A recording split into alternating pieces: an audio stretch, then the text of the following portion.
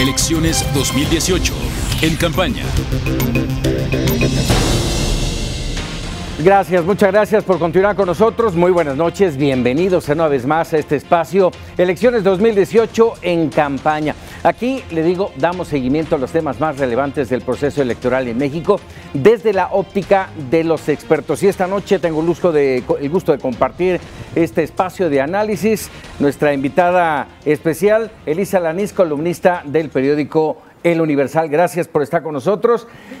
Por supuesto, Enrique Tusain, analista político, y nuestro director editorial de Mega Noticias, el licenciado Raúl Frías Lucio. Gracias a todos por estar con nosotros. Muy buenas noches.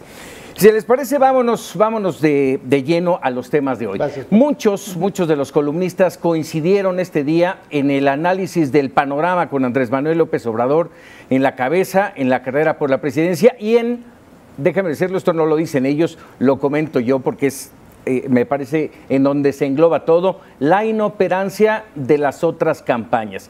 ¿Qué piensan de ello? Adelante, Raúl Frías. Gracias. Bueno, analizando algunas de las columnas, como bien lo mencionas, Paco, saludo a Elisa, Enrique, ¿cómo están? Gusto saludarlos. Bueno, Leo Zuckerman, parte de esto que tú estás mencionando, básicamente la encuesta de las encuestas sigue marcando una diferencia importante del señor López Obrador, con una diferencia que, bueno, pues es marcada. 43% López Obrador, 29% viene Ricardo Anaya, 23% Mid y el 6% Margarita Zavala. Bueno, en esta no aparece todavía el Bronco, aunque seguramente para las próximas estará apareciendo. Pero bueno, aquí la pregunta es, ¿o funciona muy bien la campaña de López Obrador, sí, y las demás no están funcionando, o qué es lo que está pasando? Se ha analizado ya en varias ocasiones y Zuckerman hoy lo trata precisamente, es bueno, ¿qué está sucediendo? Solamente en enero, febrero, cuando el PRI y el gobierno golpeó fuertemente a Ricardo Anaya, pues ahí tuvo se estabilizó, digamos, y así ha venido caminando hasta el momento la campaña. López Obrador subiendo poquito, Ricardo Anaya completamente parado en la misma línea, y el señor Mid, bueno, pues también con una tendencia hacia abajo. Así las cosas. Aquí mencionan que la manera en que podrían hacerle mella a López Obrador sería todos juntos. Eso comenta Leo Zuckerman, pero habría que preguntarnos, ¿es posible que se forme un tucamlo con los candidatos y la candidata? Hace números, porcentajes, lo presenta y dice, solo así se vislumbraría en estos momentos una competencia por el primer lugar, pero yo lo veo dificilísimo que pudieran ponerse de acuerdo en una estrategia de todos contra Andrés Manuel, porque están muy divididos y muy pulverizados también muchos de los partidos. Enrique. Sí, a ver, yo creo que, como comentan Raúl y Elisa, me parece que la distancia entre Andrés Manuel y Ricardo Anaya se ha venido ensanchando, en parte por lo que significó el golpe de la Procuraduría a la candidatura de Ricardo Anaya, pero también porque, digamos, la apuesta del voto útil de Ricardo Anaya, es decir, de colocarse en segundo lugar con mucha claridad al inicio de la campaña, tampoco dio resultados. ¿Qué creo que me parece que no tiene mucho sentido de lo que planteó Leo Zuckerman en la columna? Es la suma completa del 57% contrario a Andrés Manuel. Es decir, casi en todas las encuestas que ponen frente a frente, que ponen tete a tete, Andrés Manuel contra Ricardo Anaya, Andrés Manuel contra José Antonio Mid, lo ha hecho Reforma, lo ha hecho Parametría, lo ha hecho Buendía y Laredo, en casi todos los cara a cara, Andrés Manuel, incluso partiendo de una idea de solamente dos candidatos, logra tener ventaja. Entonces, si bien comparto el diagnóstico que plantea Leo Zuckerman, es decir, esas son las ventajas, esos son los números que están en este momento encima de la mesa, sí creo que es difícil pensar que automáticamente se pueden sumar bajo una sola candidatura el resto de opciones que no son López Obrador. Pero, a ver, vamos en este sentido, lo que plantea Leo Zuckerman y que lo ve difícil, ¿ustedes consideran que ese es el momento, ese es el papel que está jugando una candidatura de José Antonio Meade, que vamos, no repunta, sigue en un tercer lugar y parece ir perdiendo ese camino, y habla de un cuarto elemento: la decisión, la postura y la presencia del presidente Enrique Peña Nieto para lograr esta conjunción.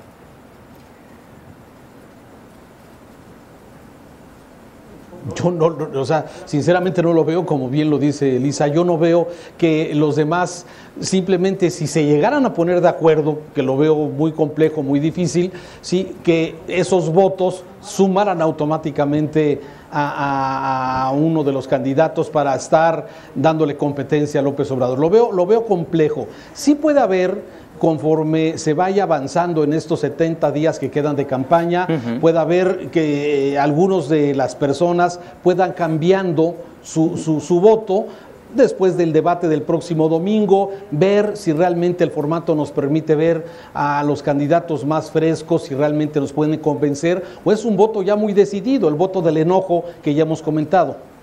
Sí, el debate yo creo que va a ser crucial, va a ser importante. Tal vez no para dar una competencia ahorita directa al primer lugar, pero sí para saber cómo van a continuar en esta contienda y cómo se van a ir también alineando o negociando, si es que quiere existir un bloque, a lo mejor pensémoslo así, un bloque opositor, no en donde veríamos a los cuatro, porque hay ahí personalidades, intereses e historias que parecen irreconciliables dentro del propio PAN e incluso, ojo, dentro del propio PRI. Yo no estoy tan segura que todos los priistas quieran que gane Meade, ¿eh? Bueno, y déjame agregar en este entorno lo que escribe hoy Denise Dresser, y yo les pregunto, ¿es tal la situación que existe en el PRI que Denise dice genialidades, son genios priistas que han realizado este tipo de estrategias, como la del Bronco, la última, en la que en lugar de quitarle puntos a Andrés Manuel, le abren la puerta para llegar a la presidencia de la República? Enrique. Sí, a ver, Paco, me parece clarísimo que quien ha pavimentado esta ventaja que tiene Andrés Manuel, por supuesto que es el hartazgo, la indignación de una buena parte de la ciudadanía en México, pero las malas decisiones que han tomado los Pinos y el gobierno de Enrique Peña Nieto: primero, dar explicaciones insuficientes relacionadas a la Casa Blanca; luego, la forma en que los Pinos ha gestionado el problema de los gobernadores; la forma en que han utilizado las instituciones, sea la que sea, las que determina en su columna de Denise Dresser, pero también otras. Es decir, si ha habido un momento en la historia de nuestro país, sobre todo desde la transición, que se han utilizado las instituciones para favorecer a un régimen y un partido, ha sido precisamente con Enrique Peña Nieto. Entonces me parece que sí, buena parte de la explicación de que Andrés Manuel tenga esta ventaja en las encuestas se debe a errores de los Pinos, a errores del PRI, pero también, ojo, y esto es fundamental, a que Andrés Manuel está entendiendo mucho mejor cuál es el estado de ánimo de la ciudadanía, y por eso muchos debates que no habían estado en la que no habían estado en los gobiernos, en este momento están sobre la mesa. Estado de ánimo y el diagnóstico también. Hay que ver las soluciones y los planteamientos en concreto, pero el diagnóstico que está haciendo realmente hace ver muy mal al candidato del PRI, del Partido Verde, y además no solo eso, las decisiones que se han tomado y esta decisión del Tribunal Electoral con 4 magistrados que le dan entrada al Bronco con una sentencia inverosímil y totalmente débil jurídicamente, pero sí poderosa en las consecuencias políticas, me parece que es desastroso. Entonces parece que están en pantano, se mueven, quieren pegar, pero se están hundiendo cada vez más. Raúl.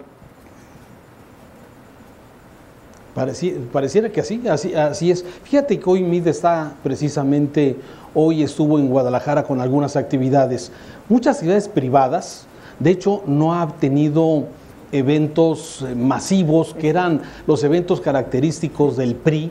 Sí, no se ven, no estuvieron. De hecho, déjame decirte, el trato que se ha dado especialmente a la prensa que quiere cubrir al candidato, no hay acceso, los dejan afuera de los eventos, a los reporteros. O sea, hay un trato, hay un mal ambiente que hay alrededor de todo esto. Hoy tuvo reunión con empresarios, luego se reunió con los candidatos del PRI en las instalaciones del PRI, platicó en corto con algunos periodistas, pero nada. Y esto es exactamente un reflejo, yo así lo observo, reflejo de que esta campaña o no saben exactamente hacia dónde van, y esta ayuda que ha tenido con el tema de los magistrados del tribunal y esa decisión de incluir al Bronco con alguna idea de distraer o de restarle, la verdad es que quizás, como dice Denise, esté dándole un poco más de fuerza a López Obrador. Nada ha sido gratis. Buena parte de lo que han mencionado tanto Leo Zuckerman como Denise Dresser y otros tantos compañeros columnistas, Salvador García Soto, por ejemplo, tiene que ver mucho con que esto no ha sido gratis. Es un reflejo del hartazgo de la sociedad. Y viene un punto... Sí es cierto lo que escribió Salvador García Soto el sábado pasado relacionado a la operación de Los Pinos. Me parece que la idea de la presidencia no es tanto que se respeten los derechos políticos de un candidato, sino más bien ensuciar la contienda. Es decir, creo que el papel del Bronco va a ser ensuciar, y eso es una mala señal para la democracia. Y viene otro termómetro que será el debate del próximo domingo, pero bueno, ya tendremos oportunidad de hablar de ello. Vamos a un corte y regresamos en un momento más con más de Elecciones 2018 en campaña. Volvemos.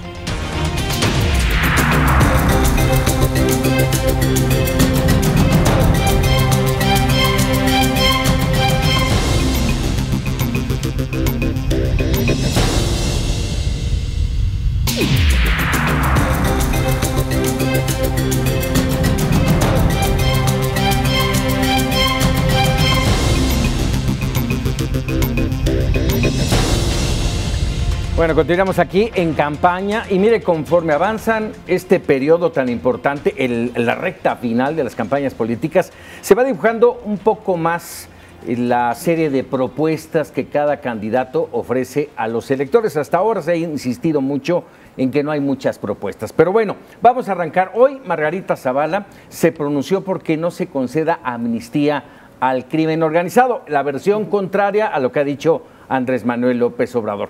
¿Qué piensas de esto, Elisa? Pues creo que es una reacción a lo que dice Andrés Manuel, como bien comentas, pero una vez más, están 2 pasos atrás. Es la reacción de lo que dijo ya hace no sé cuánto en precampaña. Y no hay una propuesta nueva, y lo peor es que además no se ha deslindado Margarita de lo que sucedió desde el sexenio de Felipe Calderón y ha apoyado esas propuestas en materia de seguridad, lo cual me parece terrible, porque si hay algo que se requiere en un cambio profundo es precisamente en la estrategia de seguridad, que definitivamente no funcionó y que se repitió, corregida y aumentada en este sexenio con Enrique Peña. Así es, Enrique.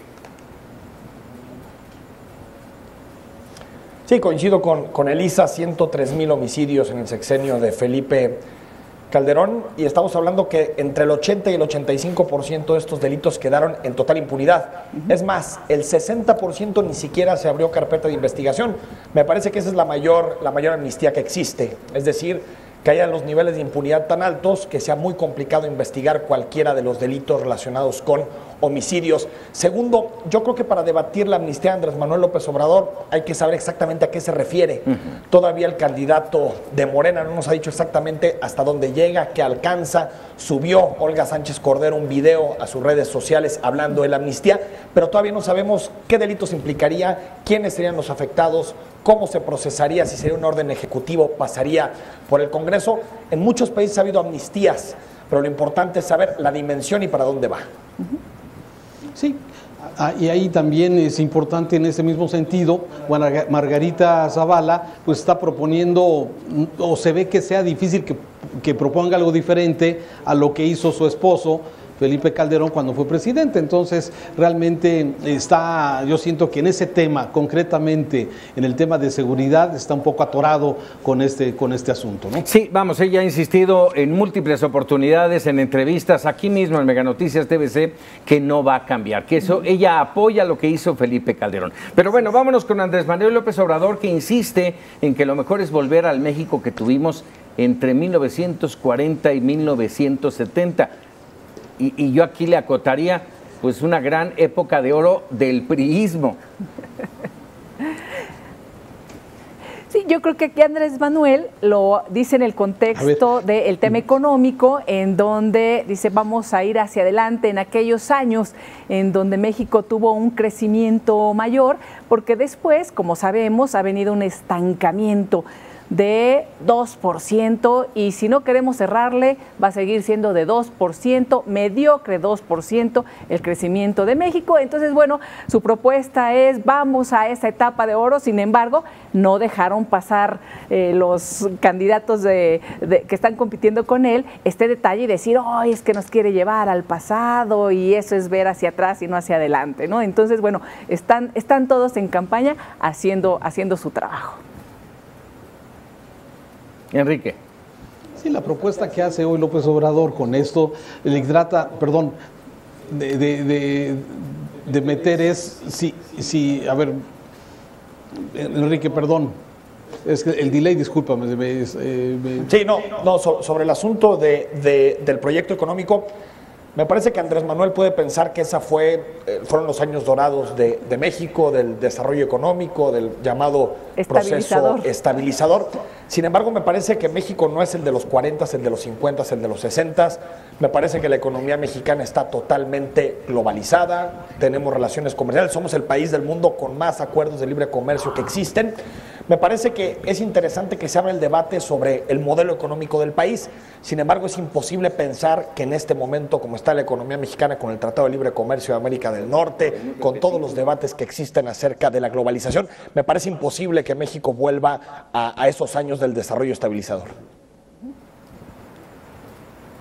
Y fíjate, apoyando esto que estás comentando, o sea, mucha gente, el riesgo que le pone o que ve en López Obrador es precisamente el de regresar al pasado, ¿no? Sí, sin embargo, él lo presenta con su habilidad de oratoria, lo presenta como una situación positiva, también en que en esos años hubo bonanza económica, que te apuesto que muchísima gente, muchos de los millennials, pues ni siquiera se acordarán de esos tiempos. Quizás se esté hablando de López Mateos o quizás estemos hablando de Lázaro Cárdenas, pero pues en la historia reciente, la verdad es que en el tema económico andamos, pues con lo estás comentando, con crecimientos del 2% anual. Sí, entonces, el riesgo que hoy mucha gente ve de López Obrador del regreso al pasado, ahora él también le saca provecho diciendo es que ahí había estabilidad económica, aunque, híjole, está un poco complejo este tema y como dices, falta bien un análisis de lo que está proponiendo cada uno de los candidatos en tema económico para ver realmente qué es lo que está proponiendo. El tema hoy, el tema de los energéticos, de las gasolinas, el riesgo de tener estabilizado el precio de las gasolinas como ha ofrecido durante 3 años y el riesgo que ha advertido los especialistas económicos de lo que puede ocurrir en ese tema, especialmente en la economía de México. Entonces, ese es un juego muy perverso, el de utilizar el pasado como algo mejor y un futuro que puede ser promisorio cuando la verdad es que tenemos algo muy turbio que no se ve con claridad todavía. Sí, y bueno, insisten en decir el qué, pero no el cómo. Ricardo Anaya propuso eliminar el uso de dinero en efectivo en los 3 órdenes de gobierno como una de las formas de erradicar la corrupción. ¿Cómo lo ven?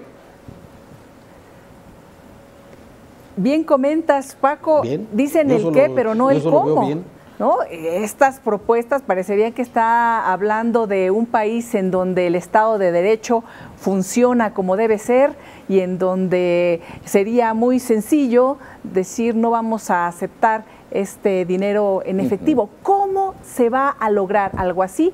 Cuando ligándolo a lo que comentábamos anteriormente con el tema económico, en donde existe este flujo de efectivo y esta economía paralela de la economía formal con la economía informal y además esto que fluye sin mayores controles. Es cómo se va a lograr. Yo creo que para lograr eso primero tiene que hablar precisamente de ese fortalecimiento de Estado de Derecho que se requiere y por ahí menciona la idea de un fiscal que sirva, como han llamado también el eslogan y el hashtag de este movimiento de la sociedad civil que está diciendo necesitamos una fiscalía general independiente y autónoma que no sea un brazo político como lo que está pasando en estos momentos con el encargado del despacho de la Procuraduría General de la República. Yo creo que si no partimos de eso, estamos perdidos. Y por cierto, hay que decir que en el último índice de Estado de Derecho, México está en el lugar 92, me parece, o 93, de 113 países.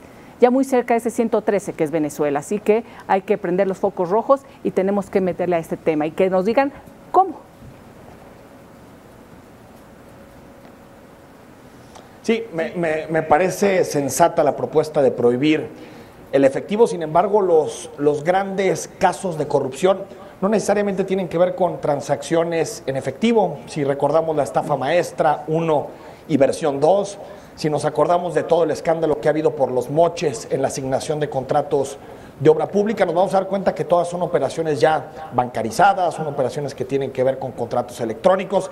Es decir, me parece que es una medida sensata, que bueno, creo que los gobiernos no tienen que hacer ninguna transacción en efectivo y creo que es un control más, es un posible filtro. Sin embargo, me parece que es otra vez una propuesta de relumbrón ahí sobre la mesa, pero que sin embargo, si nos fijamos en los distintos casos de corrupción que han afectado a la administración pública federal y a los estados en los últimos años, no veremos que el efectivo está por ahí. Por ejemplo, cuando supimos del maletín de Javier Duarte en el aeropuerto de Toluca, pues por supuesto que no estábamos hablando de que ese dinero en efectivo iba para hacer una transacción, sino que era dinero desviado para apoyar campañas o apoyar a políticos. Es decir, me parece que está bien como propuesta, es un buen candado, un buen filtro, pero al final, en el fondo del debate sobre corrupción, no está desde mi punto de vista el uso de efectivo de los gobiernos. Claro. Y también propone contar con una plataforma digital. De cierta forma son cosas que ya supuestamente deberían estar funcionando. Compranet es un ejemplo de esto. Supuestamente todas las licitaciones del gobierno deberían estar en Compranet. Sin embargo, siempre hay discrecionalidad, dividen los montos, separan las cantidades para seguir haciendo las compras en forma directa o con asignaciones directas, y ahí también se dan los actos de corrupción. Hay muchas de las propuestas que estamos viendo en esto concretamente en donde supuestamente hay cosas que ya deberían estar operando, deberían estar funcionando correctamente para evitar poner esos candados y evitar los casos de corrupción. Así es, y bueno, para terminar con este paso con los candidatos, José Antonio Meade estuvo, como bien mencionas, Raúl, en Jalisco. Allá ofreció becas para los estudiantes para erradicar el tema de quienes van dejando la escuela por falta de productividad. Y lamentó que AMLO, ahí no es una propuesta, que le apueste al retroceso y a la violencia. Esto es por los hechos ocurridos con la coordinadora. Se ha ligado, la coordinadora ha dicho, la coordinadora ha señalado que a los eventos de López Obrador no va a suceder nada y en los eventos de los siguientes, de los otros candidatos, van a suceder hechos como los que ya vimos lamentablemente durante este fin de semana. Esta alianza con la coordinadora, pues bueno, siempre tiene muchas dudas, sobre todo a dónde va esta propuesta de darle marcha atrás a la reforma educativa que ha dicho López Obrador. Exactamente de qué se trata, cuando desde muchos puntos de vista era una reforma que iba a traer beneficios para los estudiantes, para los maestros, para la educación en general, aunque de fondo todos sabemos que también era una reforma de carácter laboral. Y nuevamente aquí Meade hace alusión a los eslogans, las propuestas y propagandas que se han hecho durante ya una década en relación a Andrés Manuel López Obrador. Entonces no está diciendo nada nuevo. El tema, por supuesto, de la violencia en los lugares en donde se presentan los candidatos es reprobable a todas luces, hay que decirlo. Incluso también la gente de Morena lo ha dicho así, lo ha condenado. Entonces tampoco queda muy claro a quién conviene, por ejemplo, que en un mitin ahí en Oaxaca se ha reventado de esa manera, se han deslindado unos a otros. El tema es que se tiene que condenar sin duda por parte de todos, pero hay que estar muy al pendiente porque también es parte de toda la guerra electoral y la guerra sucia que estaremos viendo de aquí al 1 de julio.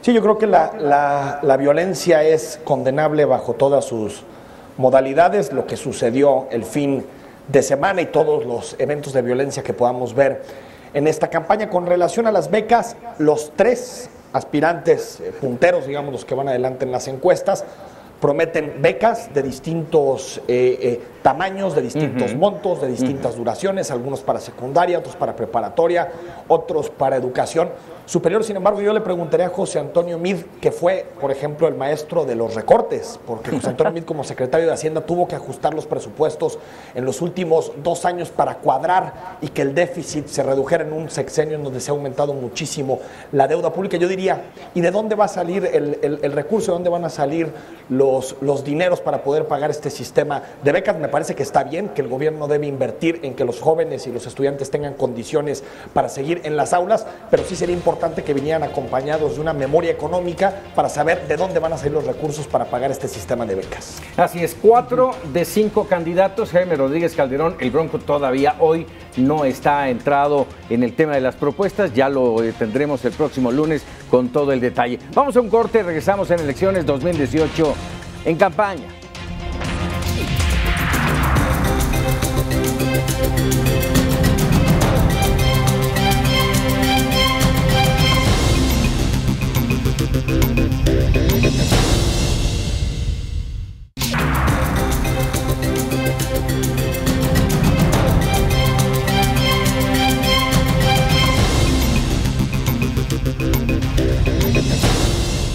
Continuamos aquí en campaña y déjeme decirle, hay un calificativo que caracteriza lamentablemente el tema de las campañas y ese es inseguridad. ¿No es así, Enrique Tusain? Sí, Paco, la inseguridad es el tema más importante que está discutiendo en esta campaña, tal vez en conjunto con la corrupción, con los altos niveles de corrupción que experimentamos en el país. Y bueno, cada uno de los candidatos se ha ido posicionando tanto públicamente como en sus programas de gobierno que están proponiendo, en sus proyectos.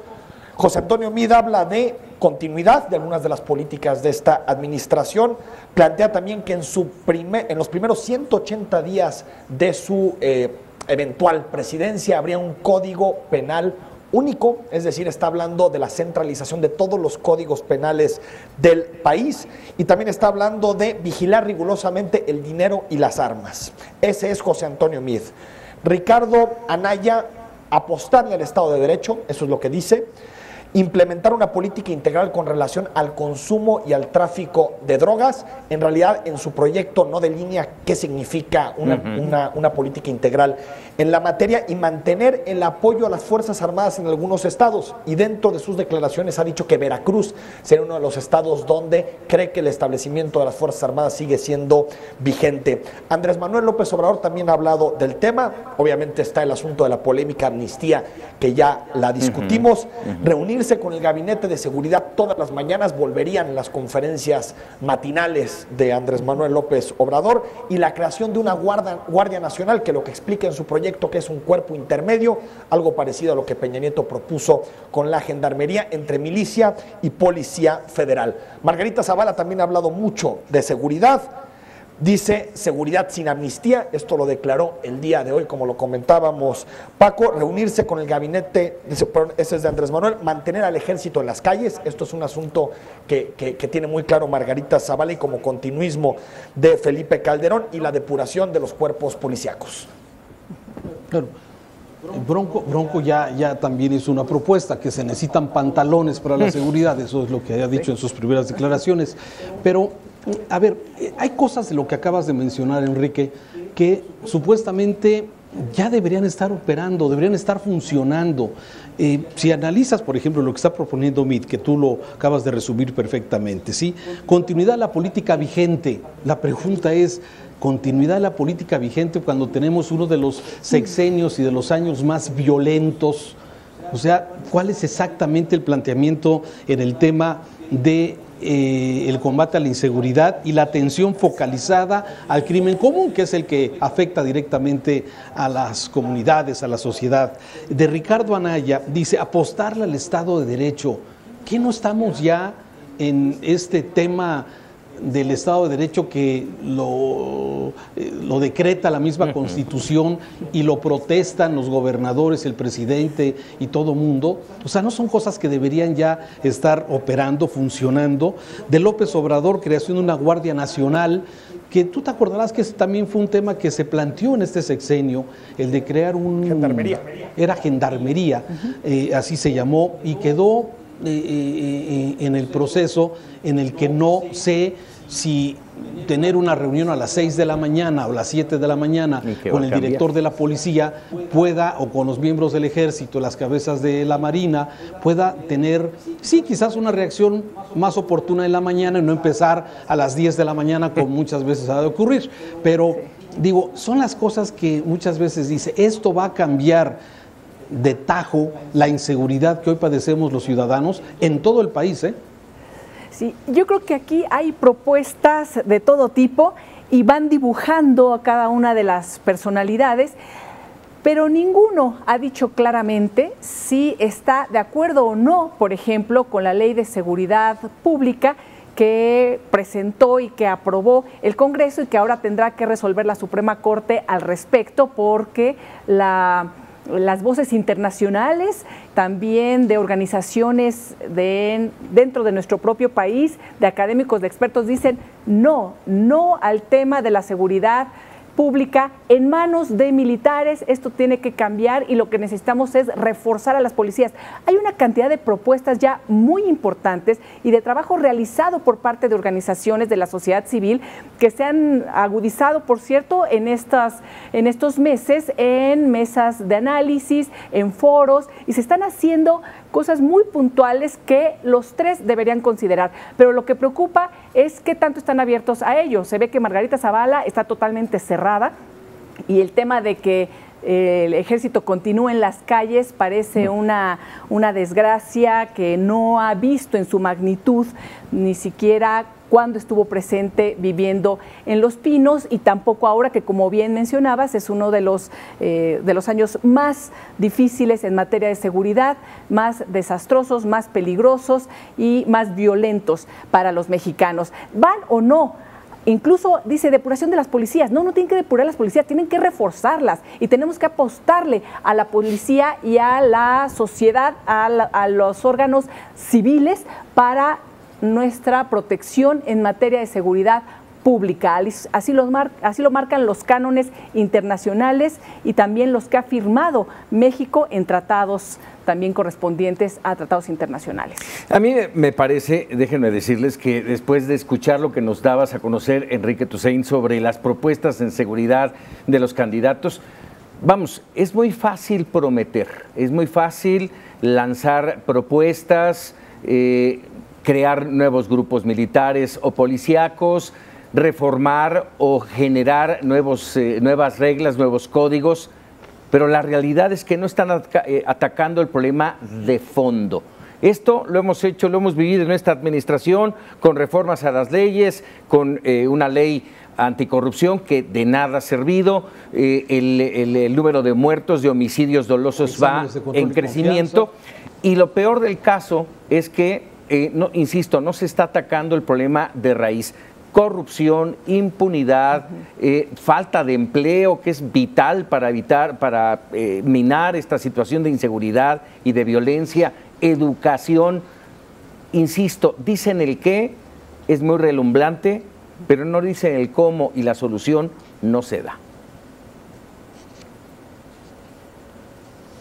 Sí, a mí sí me parece, Paco, como bien lo mencionas, que la seguridad es un tema multidimensional que tiene que ver con muchas apuestas institucionales y muchas políticas públicas. Me parece que hay un eje que tiene que ver con el tejido social, con la construcción de capital social, de comunidades más seguras, empleo, educación, que creo que más o menos en todos los proyectos está casi lo mismo. No veo grandes diferencias, tal vez uno quiere invertir un poquito más que el otro, pero creo que en casi todos los planteamientos todos admiten que es un eje a discutir y un eje a fortalecer. El que me parece que está ausente es el cambio en la estrategia. Enrique Peña Nieto hizo campaña en 2012 diciendo que la estrategia de Calderón era un fracaso y prácticamente la replicó a pie de juntillas. Es decir, para encontrar las diferencias entre la estrategia de seguridad de Calderón y de Peña Nieto hay que hacernos muchísimas bolas para ver exactamente qué diferencias hubo. Por lo tanto, creo que una pregunta fundamental para los candidatos es ¿qué cambios harías en la estrategia de seguridad? En particular, en términos coyunturales, ¿qué cambios? ¿Qué tipo de delitos? ¿Qué tipo de fuerzas? ¿Apuestas por una policía nacional o por policías estatales? ¿Crees que los municipios deberían seguir teniendo 2.500 municipios sus policías o apostar por esquemas intermedio? Me parece que en ese tema en particular, si revisas las declaraciones o si revisas los programas, te vas a dar cuenta que hay un vacío enorme. Y que se apliquen, que no se queden tan solo en el papel, que es lo que muchas veces ocurre, Raúl. Así es, que lo vemos. El debate, y lo decía Elisa muy bien, las propuestas de muchos organismos sociales, ciudadanos, se han estado analizando todo esto, pero al parecer los candidatos no han escuchado, no quieren o no hemos escuchado nada diferente, lo hemos visto. El tema del ejército en las calles, simplemente vemos cómo la ley de seguridad interna pues sigue sin una definición clara, a veces parece como que sí, a veces parece como que no, y esto lo estamos viendo. Hoy mismo, aquí en Jalisco, comentábamos, la Marina, helicópteros de la Marina disparan sobre 5 patrullas de la Fiscalía, allá en Jilotlán de los Dolores, una parte muy pegada a Michoacán. Sí, o sea, hay una falta de coordinación evidente entre las autoridades, que supuestamente hay mandos que están en comunicación, que se hablan unos con otros. Fueron 3 horas, de la 1 de la mañana a las 4 de la mañana, en 2 o 3 veces, helicópteros artillados disparando sobre las patrullas de la policía. O sea, espérame.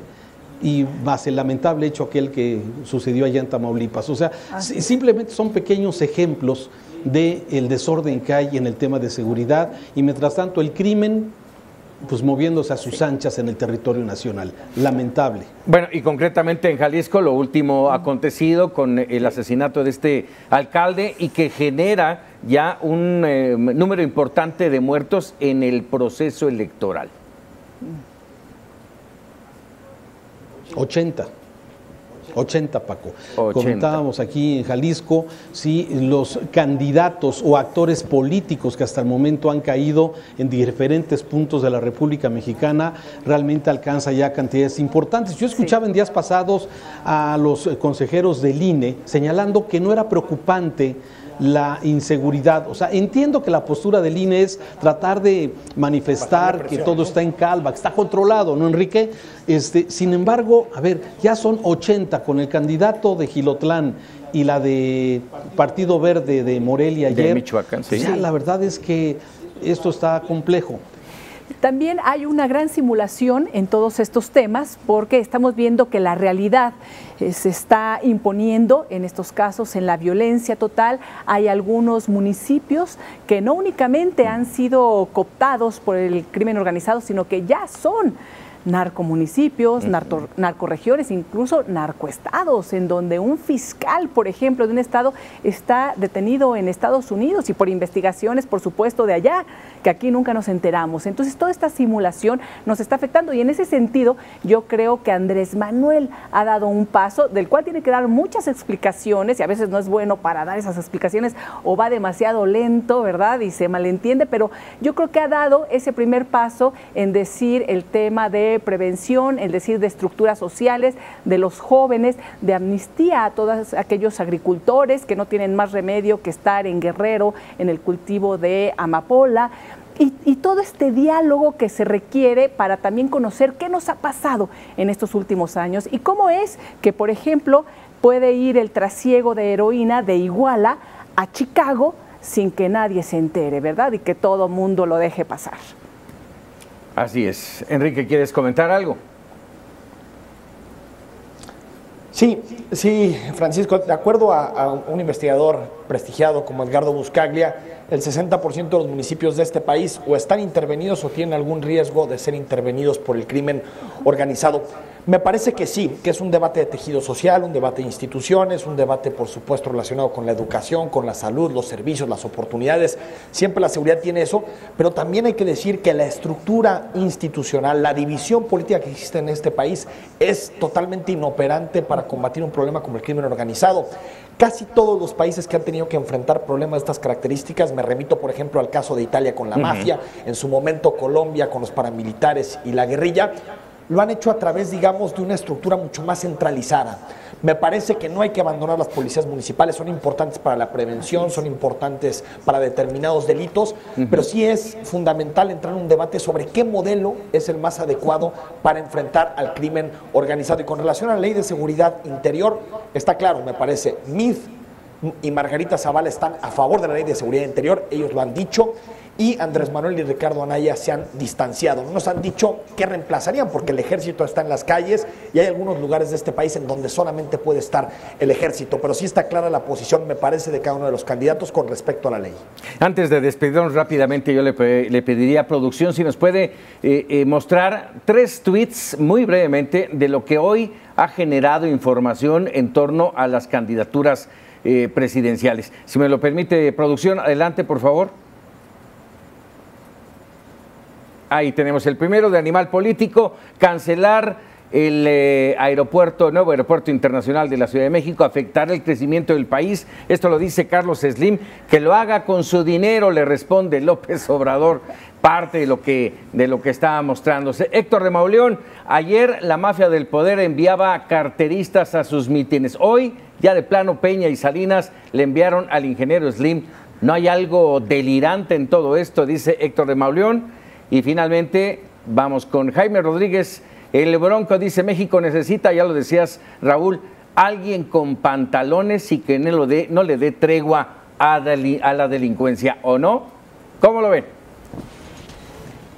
Muy brevemente. Se oye bonito, ¿no? Se oye bonito. La verdad es que se oye muy bien. Pero, a ver, el tema Slim es un tema. Hay que recordar que cuando fue jefe del gobierno del Distrito Federal, López Obrador, uno de los principales empresarios, comerciantes que le dieron el apoyo fue el señor Carlos Slim. La renovación del centro histórico de la Ciudad de México, precioso, la calle Madero, todo lo que significa Venustiano Carranza, la parte alrededor del Zócalo, todo esto fue gracias también a una intervención importante de Carlos Slim y la comunidad, desde luego, que metieron dinero para renovar edificios y para darle esa nueva vista.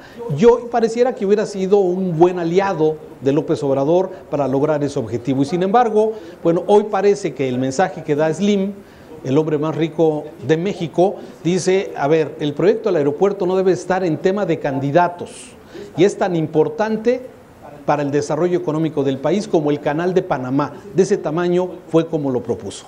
Se nos termina el tiempo. Elisa Lanís, te agradezco muchísimo. Sí, Enrique Tusain, Raúl Frías Lucio y por supuesto a usted, gracias por estar con nosotros en este espacio de opinión.